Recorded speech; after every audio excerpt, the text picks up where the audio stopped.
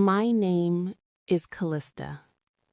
After my father died, the big house he and Mom had shared felt too empty for her.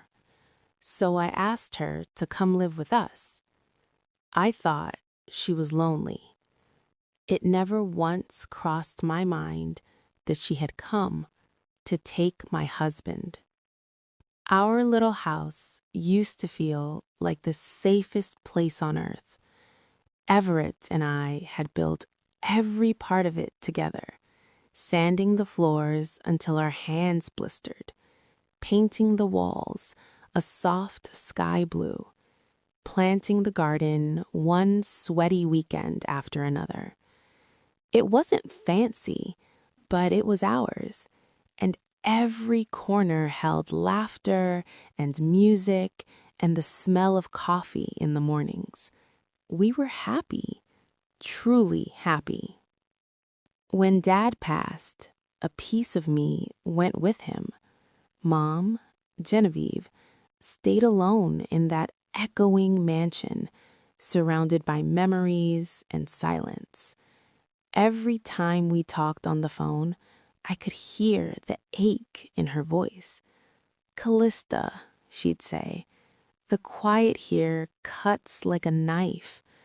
My heart hurt for her, so I told her to move in. Everett didn't hesitate. He wrapped his arms around me and said, "Of course, she's your mother. That makes her my family too." I remember feeling so lucky that day. I had the kindest husband in the world. I really believed we could heal her together. The first weeks were beautiful. Mom brought life back into the house. She cooked like she used to when I was little. Chicken soup that tasted like childhood, warm bread, peach cobbler that made the whole kitchen smell like summer. Everett would close his eyes and moan, "Genevieve, this is the best thing I've ever eaten." She would laugh, a real laugh that reached her eyes, and I would watch them and feel proud. Our garden exploded with color. Deep red roses, tall golden sunflowers that turned their faces to the light. Mom had always had magic in her hands when it came to growing things. Everett started standing at the window just to watch her work. One afternoon, he said, almost to himself, "Your mother is something else." I smiled and agreed. I thought it was sweet. I thought we were lucky. I was wrong. It happened so slowly, I almost missed it. The way dusk creeps in, and you don't notice the light is gone until the dark has already swallowed everything. It started with little jokes I wasn't part of. I'd walk into the kitchen and find them laughing over something I hadn't heard. I'd ask what was funny, and Everett would shake his head, still smiling. "Nothing, just something your mom said." Mom would give me a quick smile and change the subject. They had their own secret language, and I was on the outside, looking in. Then the evenings changed. Mom loved walking at twilight. I usually came home tired from work and just wanted to sit. Everett used to sit with me. We'd watch a movie, talk about nothing, hold hands on the couch. But suddenly, he started going with her. "I'll walk with your mom," he'd say, kissing my forehead. "You rest, babe." It sounded so thoughtful. I told myself he was being a good son-in-law. They'd be gone for hours. When they came back, their cheeks were flushed and their eyes bright, like they'd been running or laughing too hard. I'd be waiting on the couch, the house quiet and cold behind me. When they walked in, The air felt warm again, full of their energy, and I felt like a ghost. One night I said, "I'll come too. I need some air." Everett looked surprised. Mom's smile flickered. "Are you sure, sweetheart? You look exhausted." I said I was sure. The walk was awful. No one spoke. The easy teasing that usually floated between them was gone. I walked beside Everett. Mom walked a little ahead. 3 people, 2 separate worlds. There was a wall between us. I couldn't see, but could feel, cold and solid. After that night, I never went again. My birthday came in the middle of summer. Everett always made it special. Pancakes with blueberries, flowers on the table, a little gift wrapped in brown paper. This year, he still did all those things. He gave me a pretty silk scarf. It was nice, but his eyes weren't in it. Later, we had cake, just the 3 of us. Mom had baked it. 3 layers, perfect frosting. After we sang, Everett slid a small box across the table to her. Mom's eyes went wide. "What's this?" "Just a thank you," he said softly, "for being here, for making this house feel bright again." She opened it. Inside was a silver locket, delicate and expensive, way more expensive than my scarf. Mom gasped, "Everett, it's beautiful. You shouldn't have." He smiled at her, a slow, warm smile I hadn't seen him give me in months. "You deserve it, Genevieve." I sat there on my own birthday and watched them look at each other, and something heavy settled in my chest.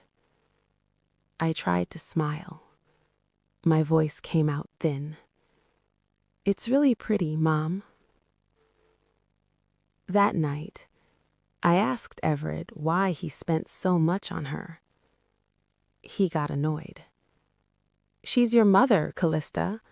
I wanted to do something nice. Why are you making this a fight?" I didn't have an answer. I just felt cold inside. Then came the nights he wasn't beside me. I'd wake up at 2 or 3 in the morning, and the bed would be empty. I'd pad barefoot through the dark house and see a soft glow under the living room door. I'd hear their voices, low, private, intimate. Sometimes Mom would laugh, a young, flirty laugh I hadn't heard since I was a child. One night, I caught the scent of her perfume on his skin when he slipped back into bed. I lay there in the dark and cried without making a sound. I finally confronted her in the garden. She was watering the roses, looking peaceful.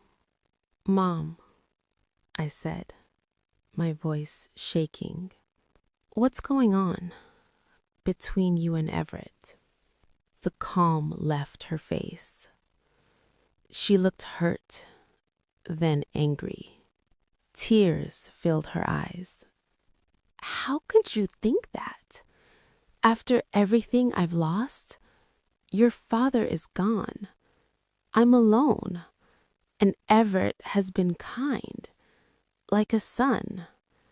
And this is what you accuse me of? She cried hard, and I felt like the worst daughter in the world. I hugged her and apologized. She held me tight and said, "It's okay, baby. Go to bed."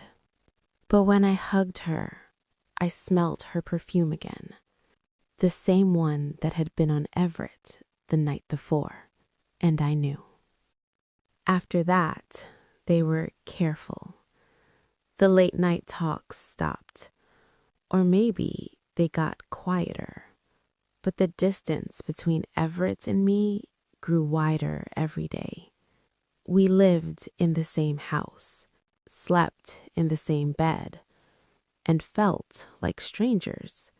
He stopped asking about my day. I stopped telling him. We talked about the weather, about groceries. We never talked about us. Mom took over everything, cooking, decorating, deciding where furniture should go. "It needs a woman's touch," she'd say, smiling at Everett. He smiled back and agreed with everything. I started to disappear. At dinner, I'd sit quietly while they talked about their walks, their plans for the garden, their little private jokes. Sometimes Everett would glance at me and ask, "You okay, Callista?" Mom would answer for me, "She's just tired. She works too hard." And that would be the end of it. I needed proof. I was starting to think I was crazy. One rainy afternoon, they were both out. I went into our bedroom and opened Everett's nightstand drawer for the first time in years. Under socks and old receipts was a small wooden box. My hands shook as I opened it. Inside was a letter in his handwriting. "My dearest Genevieve." He wrote about her eyes, her laugh, how alive he felt with her. He called me a good person, but still a girl. He said she had shown him what real love felt like. He ended with, "I don't know what to do, but I know I can't live without you." I sat on the floor in the rain sound and read it over and over until the words stopped making sense. Then I folded it, put it in my pocket, and waited. When they came home, I was sitting in the living room. I asked them to sit. They saw my face and knew. I didn't scream. I didn't cry. My voice was very calm. "Everett," I said, "are you in love with my mother?" He couldn't look at me. "Mom," I said, "tell me the truth." She started crying. "It's not what you think. It's complicated." "It's not complicated," I said. I placed the letter on the coffee table between them. "I read this. It seems pretty clear." The room went still. The clock on the wall kept ticking, counting the end of everything.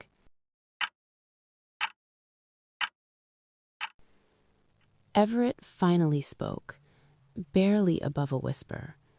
"I'm so sorry, Callista. I never meant to hurt you." Mom said, "We never meant for this to happen. I was so lonely, and he was so kind." I looked at the two people I loved most in the world and felt ice spread through my chest. "Mom," I said, "I want you to leave tonight." She looked up, shocked. "Where will I go?" "That's not my problem anymore." Then I turned to Everett. "You two, I need you gone." They didn't fight. They packed in silence. Mom tried to hug me at the door. I stepped back. She whispered, "I love you, Callista," and walked out into the dark. Everett stood there a moment longer. "I'll always love you," he said. "Goodbye, Everett," I answered and closed the door. The house was too quiet, the same piercing quiet Mom had once complained about, only now it was mine. The first weeks were hell. I cried until I had nothing left. My chest physically hurt. I couldn't eat, couldn't sleep. I thought I would die from the pain, but I didn't. Slowly, so slowly, the sun came back. I painted the living room a bright, defiant yellow. I ripped out every rose Mom had planted and sowed wildflowers that didn't need anyone's permission to grow. I called my friends. They sat with me, listened to everything, brought food, held my hand, made me laugh when I thought I'd never laugh again. I started painting again, big, messy canvases full of color. I walked alone at twilight and learned to love the quiet. It wasn't lonely anymore. It was peaceful. One day, Everett called. We met for coffee. He looked older, smaller. He told me it was over between them, that it had been a terrible mistake born out of grief and weakness. He begged for another chance. I looked at him and felt sad for the man he used to be, but I also felt strong for the woman I had become. "I forgive you," I said, "but I can't go back. That Callista is gone, and so are we."